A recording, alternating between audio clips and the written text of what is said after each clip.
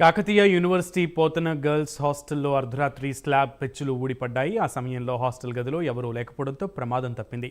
కొద్ది రోజుల క్రితం ఫ్యాన్ ఊడిపడి ఓ విద్యార్థినికి గాయాలయ్యాయి. వరుస ఘటనల నేపథ్యంలో విద్యార్థినులు ఆందోళనకు దిగారు. పోతన హాస్టల్ సందర్శనకు వచ్చిన రిజిస్ట్రార్ మల్లారెడ్డిని అర్ధరాత్రి నిర్బంధించారు విద్యార్థులు. వేరొక బిల్డింగ్ సమకూర్చుతామని చెప్పడంతో గొడవ సద్దుమణిగింది.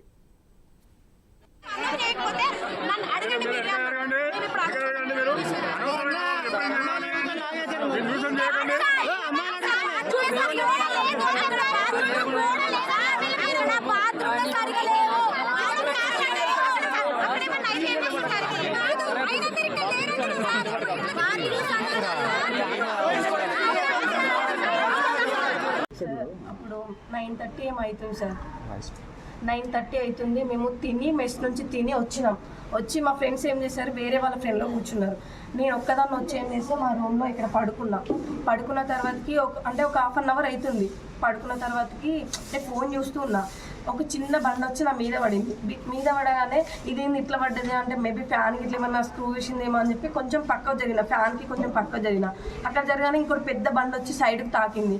ఇదేంది ఇట్లా పడ్డది అని చెప్పి ఇంకొంచెం అటు జరిగిన. ఒక్క సెకండ్లో అటు జరిగేసరికి అదంతా గూలి మీద పడ్డది.